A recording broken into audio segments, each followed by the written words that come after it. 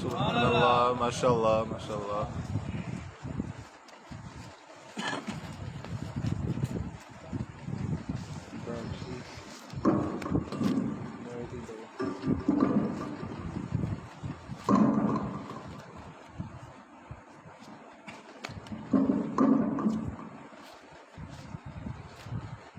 السلام علیکم یا سیدی وعلا آلک وصحبک یا سیدی حبیب اللہ. درود پاک نظرانہ پیش کریں. الصلاة والسلام علیک یا سیدی یا رسول اللہ وعلا آلک واصحابک یا سیدی یا نبی اللہ. الصلاة والسلام علیک وعلى آلك يا وصحابك يا رحمة للعالمين. الحمد لله رب العالمين والعاقبة للمتقين. الصلاة والسلام على سيد الأنبياء والمرسلين وعلى آلہ وأصحابہ وأزواجہ وأولاد رسولہ وأولیاء ملتہ وعلماء حق أہل سنتہ أجمعین. قال اللہ تعالی وتبارک فی کلامہ المجید والفرقان الحمید. بسم اللہ الرحمن الرحیم. والضحى واللیل اذا سجى. صدق اللہ العظیم. ان اللہ وملائکتہ یصلون علی النبی یا ایھا الذین آمنوا صلوا علیہ وسلموا تسلیما. الصلاۃ والسلام علیک یا سیدی یا رسول اللہ. تمام احباب باول بلند درود پاک نظرانہ پیش کریں گے. الصلاۃ والسلام علیک یا سیدی یا رسول اللہ وعلى آلك وأصحابك يا حبیب اللہ. یقیناً جب ہم حضور کی ذات پر درود پڑھتے ہیں تو پھر اللہ بھی خوش ہوتا ہے، کیونکہ اللہ خود فرماتا ہے ان اللہ وملائکتہ یصلون علی النبی، کہ بے شک میں اللہ اور اس کے فرشتے اپنے نبی پر درود پڑھتے ہیں. یا ایھا الذین آمنوا، یا ایھا الذین آمنوا، اے ایمان والو کیا کرو؟ یا ایھا الذین آمنوا صلوا علیہ وسلم تسلیما. تم میرے نبی پر سلام بھی بھیجو، میرے نبی پر درود بھی بھیجو. تو اسی طرح جب درود پاک کی فضیلت آتی ہے، حضرت سیدنا موسیٰ علیہ نبی صلی اللہ علیہ وسلم ایک دفعہ جب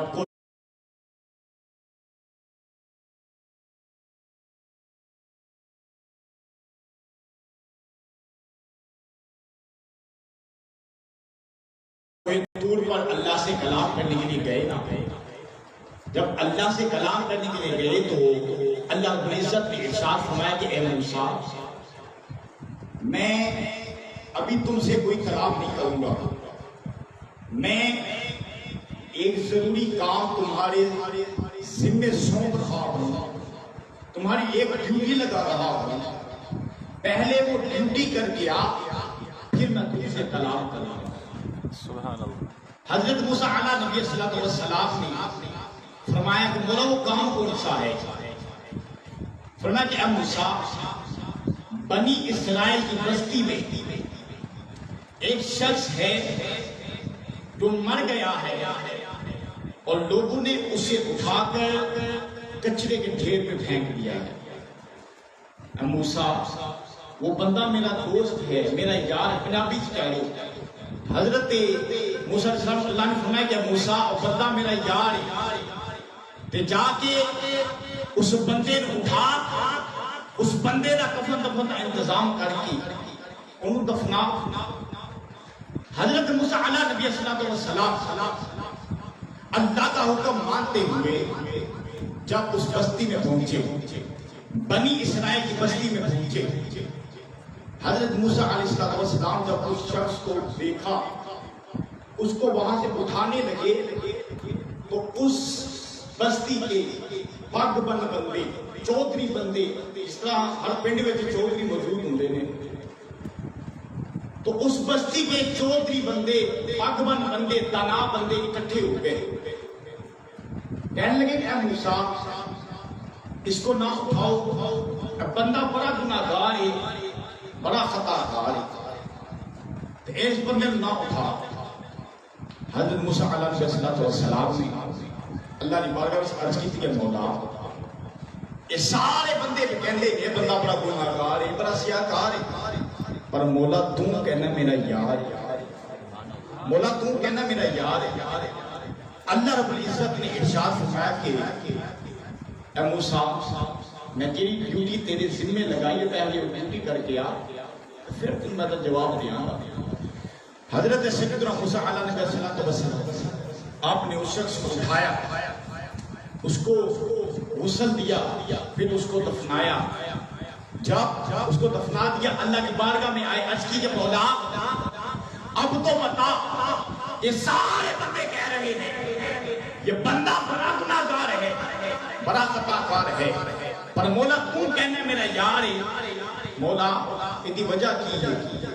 اللہ رب العزت نے ارشاد فرمایا کہ موسیٰ یہ واقعی بندہ بڑا گناہگار ہے، بڑا سیاہکار ہے، مجھے پتا ہے یہ بندہ گناہگار ہے، مگر اے موسیٰ تم پر نازل ہونے والی کتاب تورات کے اندر جس کی جگہ پر میرے آخر الزمان نبی کا نام آتا ہے، میرے آخر الزمان نبی کا ذکر آتا ہے، جب یہ ذکر پڑھتا ہے اس ذکر کو چوم کر سینے سے لگا لیتا ہے، سبحان اللہ۔ اس لیے مجھے یہ ادا بڑی پسند ہے۔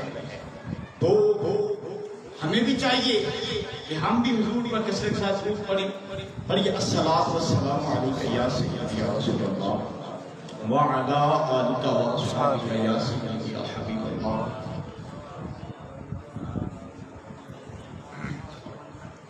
صلوات و سلام۔ اللہ رب العزت کی حمد و ثنا اور اس کے پہلے حبیب کبریا شب الصلاۃ الضحیٰ باعث ارض و سما والی ارض و عجم والی مدینہ سرور قلب و سینہ راحت جان جان کائنات بلکہ جان جہان کائنات حضور نبی اکرم نور مجسم رحمت عالم حضور سرور کائنات جناب حضرت سیدنا محمد مصطفیٰ احمد مجتبیٰ صلی اللہ تعالی علیہ وآلہ وسلم کی بارگاہ اقدس میں ہدیہ درود پاک نذرانہ پیش کرنے کے بعد سب سے پہلے تو تمام حاضرین کی بارگاہ میں السلام علیکم ورحمۃ اللہ وبرکاتہ، اور اہلیہ علاقہ کو مبارکباد پیش کرتے ہیں کہ میلاد النبی کے موقع پر آپ نے تاجدار کائنات صلی اللہ علیہ وسلم کا میلاد سجایا، اور میں تمام انتظامیہ کو بالخصوص حضرت پیر سید چاند پیر شاہ صاحب اور حافظ زامن صاحب اور دیگر قاری افضل صاحب جنہوں نے تلاوت فرمائی اتنی خوبصورت آواز میں، تو تمام کو محفل پاک میں آنے پر خوش آمدید کہتے ہیں۔ اور سب سے پہلے تو تمام حاضرین جو آئے ہیں انہیں خوش آمدید بھی ہم کہتے ہیں، اور ہم سب کو چاہیے کہ ہم اللہ کی بارگاہ میں مل کر شکر ادا کریں کہ اللہ کریم نے ہمیں پھر ایک دفعہ اپنے نبی کا میلاد منانے کا موقع دیا ہے۔ ایسا موقع بار بار نہیں آتا، کیونکہ زندگی کا کوئی پتہ نہیں، زندگی کب ختم ہو جاتی ہے۔ حضرات دیوانگار، اللہ رب العزت نے قرآن کریم میں ارشاد فرمایا والضحیٰ، اے محبوب چاشت جیسے گوڑے چہرے کی قسم، یعنی اللہ اپنے محبوب کے گوڑے گوڑے چہرے کی قسم اٹھا رہا ہے۔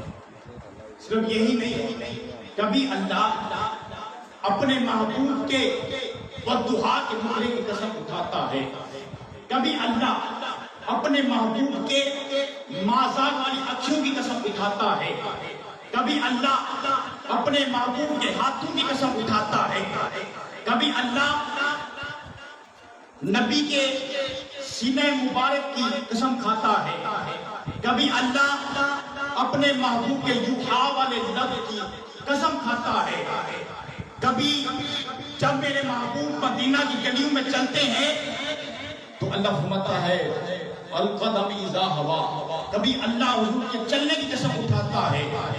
قرآن میں اللہ کریم اپنے محبوب کی جگہ جگہ پر قسمیں اٹھا رہا ہے۔ اللہ کریم نے فرمایا والضحیٰ، کہ محبوب چاشت کی قسم ہے، یعنی محبوب تیرے گوڑے گوڑے چہرے کی قسم ہے۔ شاید کہتا ہے کہ والضحیٰ چہرہ واللیل زلف ما ساغ تجلا پایا چہرہ واللیل زلف ما ساغ کجلا پایا سارے لوگی آنکھ دینے بہوار اپنے محبوب سجایا کی آنکھ دینے بہوار اپنے کیا یار بنایا۔ سبحان اللہ، ماشاءاللہ۔ حضرات تیری وقار کبھی اللہ اپنے محبوب کے والضحیٰ کے مکھڑے کی قسم اٹھاتا ہے، کبھی اللہ اپنے محبوب کے مذاق کی اکھیوں کی قسم اٹھاتا ہے، کبھی اللہ اپنے محبوب کے یوحا کی لب کی قسم اٹھاتا ہے، کبھی اللہ اپنے محبوب کے ید اللہ والے ہاتھوں کی قسم اٹھاتا ہے، کبھی اللہ اپنے محبوب کے سینے مبارک کی قسم اٹھاتا ہے۔ جب اللہ نے حضور کے ہاتھوں کی قسم کھائی فرمایا ید اللہ فوق ایدیہم، اے میرے محبوب یہ جو ہاتھ تیرے ہیں یقیناً یہ ہاتھ تیرے نہیں، یہ میرے ہاتھ ہیں، یہ میرے ہاتھ ہیں۔ اور ایک دن تاجدار کائنات صلی اللہ علیہ وسلم نے کفار کو جب کنکریاں ماری، یعنی کہ جب ہجرت کرنے لگے تو حضرت حضور نے حضرت مولا کائنات کو اپنے گھر بلایا۔ رات کی تاریکی کے اندر جب حضور نے حضرت مولا کائنات کو اپنے پاس بلایا، کہا کہ علی مجھے اللہ کی طرف ہجرت کا حکم ہو چکا ہے اور میں مکہ چھوڑ کے مدینے جا رہا ہوں، تو تم میرے بستر پر میری چادر اوڑھ کر سو جاؤ، صبح ہوگی، صبح اٹھ کر تو تم مدینے آ جانا۔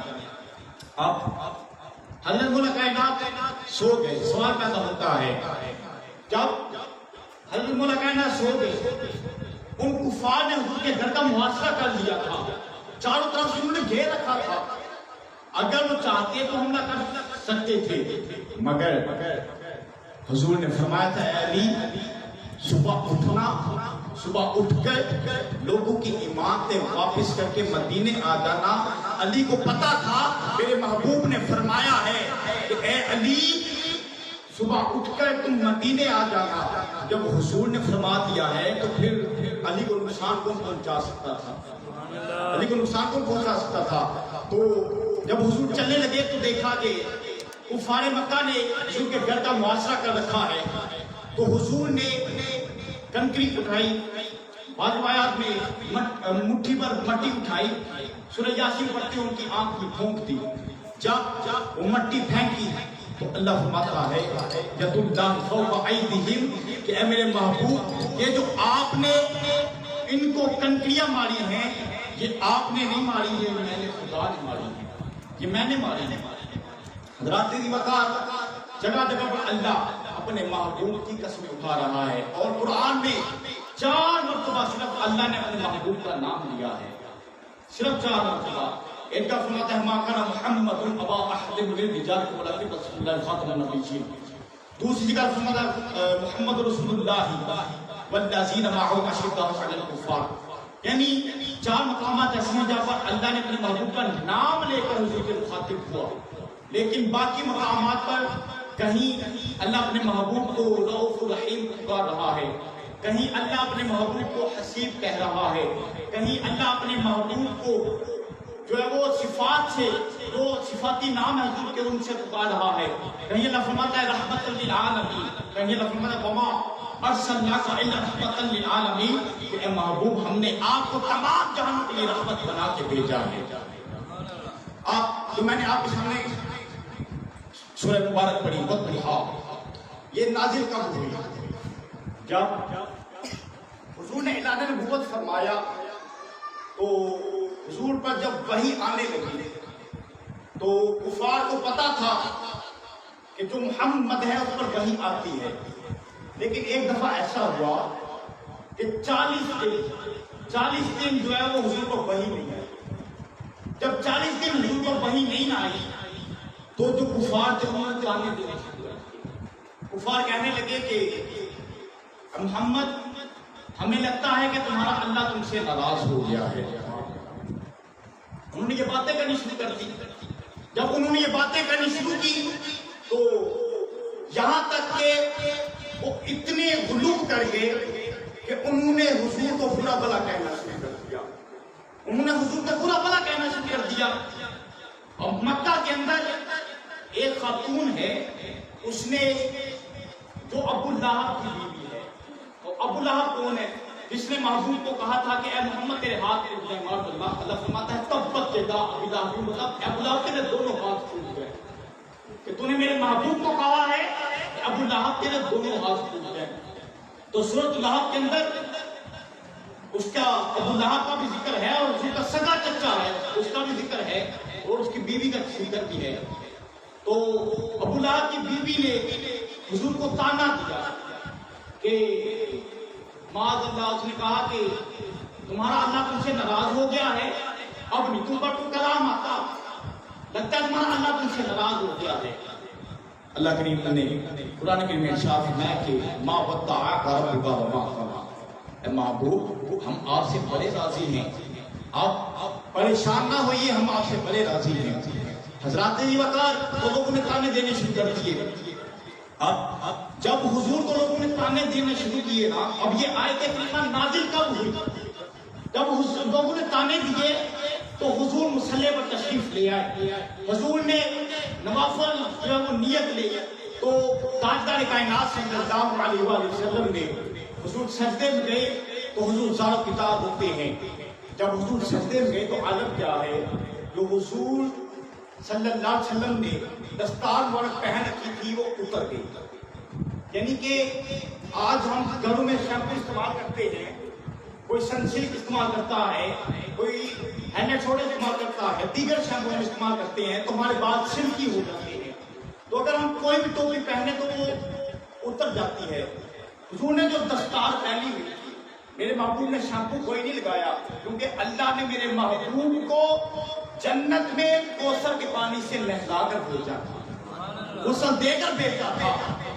حضرات وقار حضور کی دستار اتری، سب سے پہلے اللہ نے فرمایا وَالضُّحَىٰ، کہ چاند جیسے گورے مکھڑے والے، پھر فرمایا وَاللَّيْلِ إِذَا سَجَىٰ، جب حضور کی وہ زلفیں اس طرح بکھر گئے، حضور کے چہرے انور پر آئیں، حضور کا وہ وَالضُّحَىٰ والا مکھڑا جب ان واللیل والی زلفوں نے اس طرح چھپ کر آنا، کیسا منظر ہوگا؟ اللہ فرماتا ہے وَاللَّيْلِ إِذَا سَجَىٰ، اللہ فرماتا ہے قسم ہے وقتی چاند کی طرح، فرمایا کہ آپ کے رب نے جب سے آپ کو منتخب فرمایا آپ کو نہیں چھوڑا، اور نہ ہی جب سے آپ کو محبوب بنایا ہے تو آپ سے ناراض بھی نہیں ہوا۔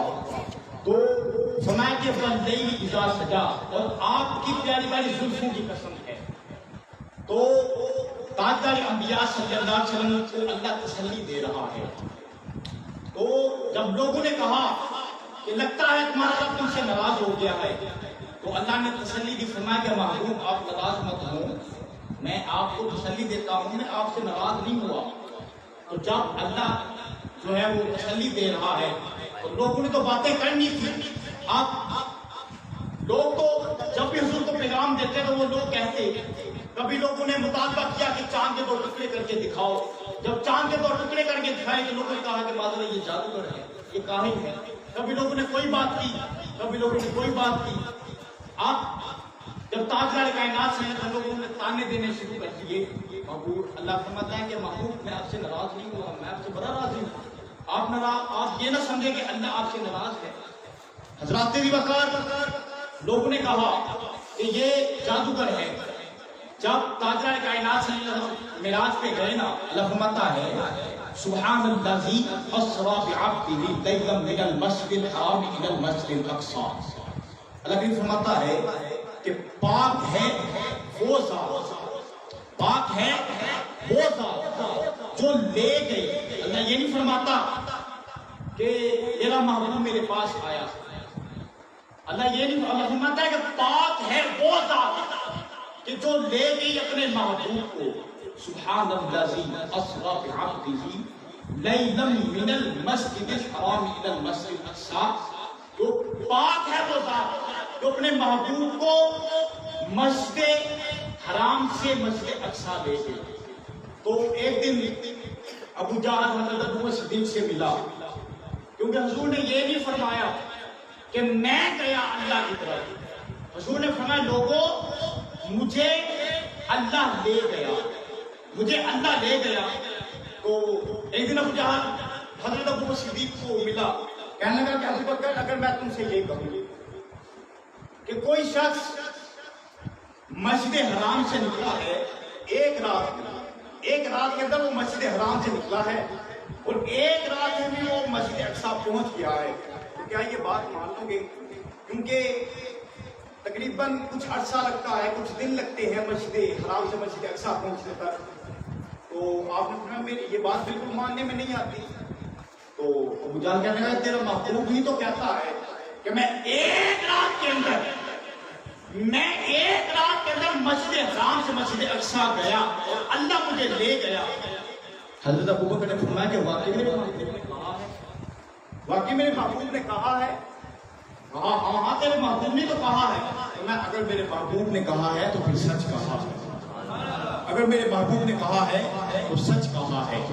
حضرات وقار تو تاجدار کائنات صلی اللہ علیہ وسلم کی ذات مبارکہ ہے اور اللہ پورے قرآن میں جگہ جگہ پر اپنے محبوب کی قسمیں اٹھا رہا ہے۔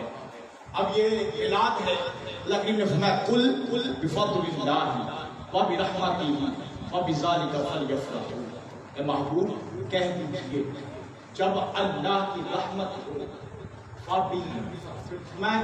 وبرحمتہ اور اس کی رحمت ہو فبذلک فلیفرحوا، لوگوں سے کہیے کہ میرا میلاد منائیں۔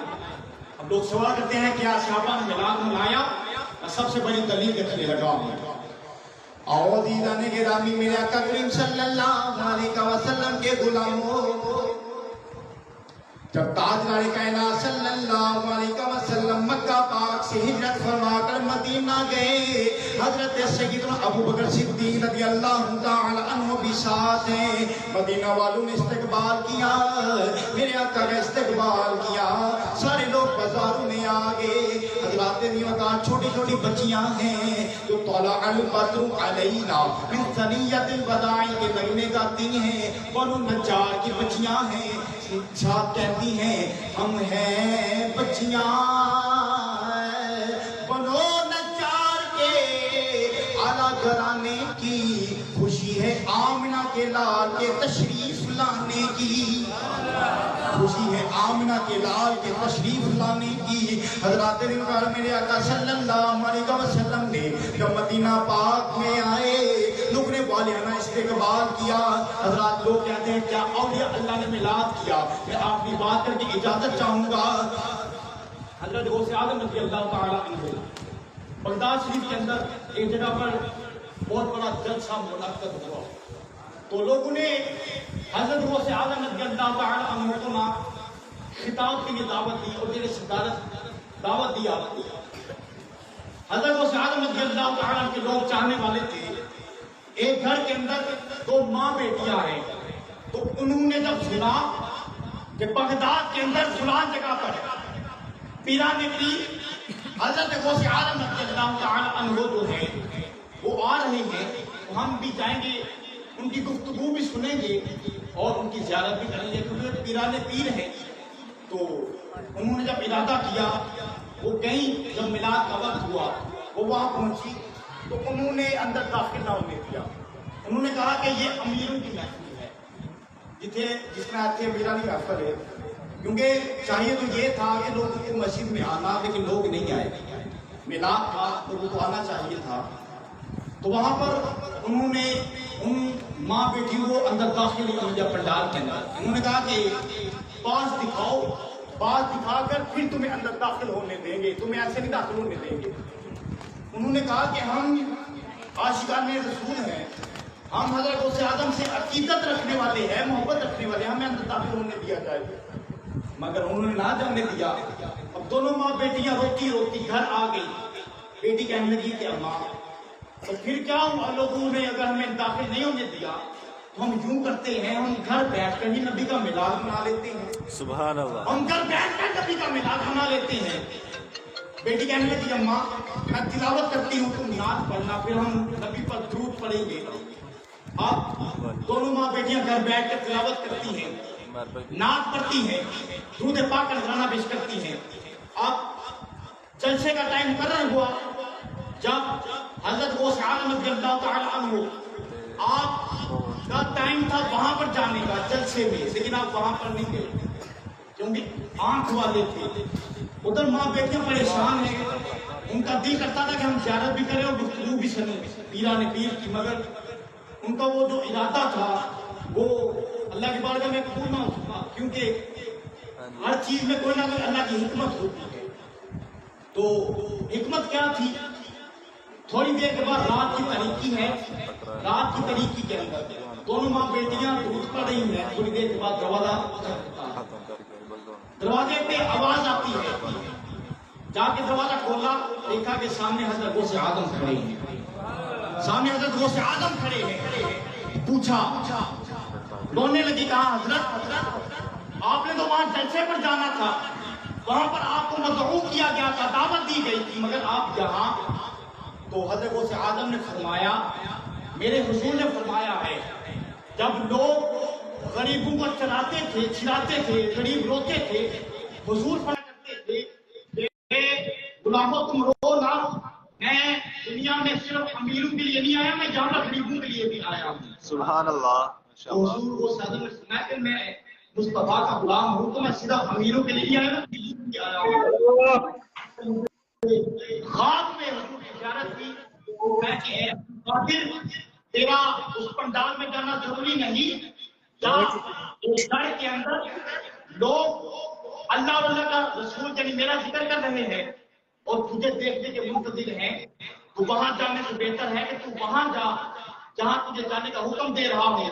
حضرت غوث اعظم رضی اللہ تعالیٰ عنہ وہاں گئے، انہوں نے زیارت کی، وہ کہتی ہوں گی کہ کلی وس گئی فقیرات مندے کللا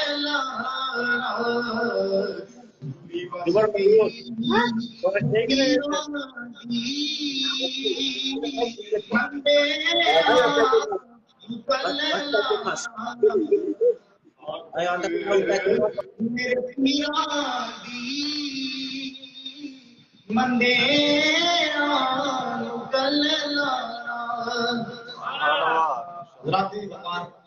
تو جس طرح کے صبح ہم سب حضور کا میلاد منائیں گے، تو پیغام یہ ہے کہ ہم جوش و خروش کے ساتھ حضور کا میلاد منائیں، اور اس میلاد کا صدقہ ہمیں چاہیے کہ ہم آپس میں پیار محبت سے رہیں، کیونکہ حضور اپنی امت کو جوڑنے کے لیے آئے ہیں، توڑنے کے لیے نہیں آئے، توڑنے کے لیے نہیں آئے۔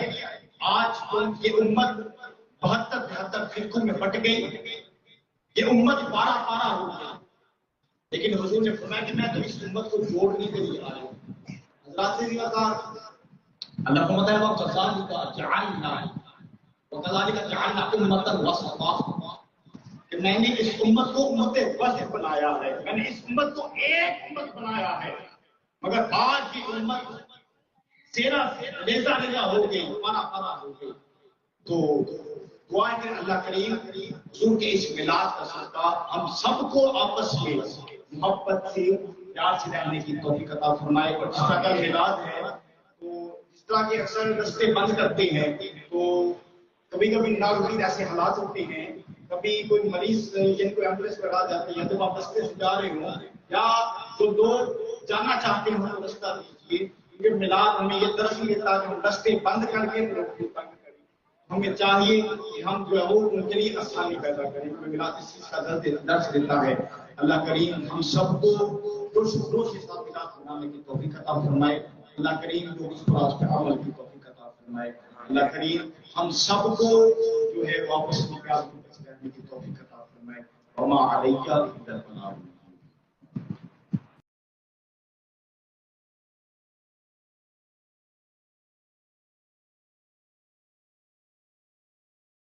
اہل کتاب کو ہمارے رسول مشترک اقدار پر اکٹھا کر رہے ہیں، اور یہ 3-4 مسلک کی قیادتیں اور جماعتیں، ان کے ہاں ایک خدا، ایک رسول، ایک کعبہ، ایک قرآن، ایک دین، یہ اکٹھے نہیں ہو سکتے. مگر ہم اختلافات کو پہلے رکھتے ہیں اور اتفاقات کو بعد میں رکھتے ہیں. کسی کی ترجیح دین نہیں، فقط مسلک ہے، فقط فرقہ ہے. کسی کی ترجیح اگر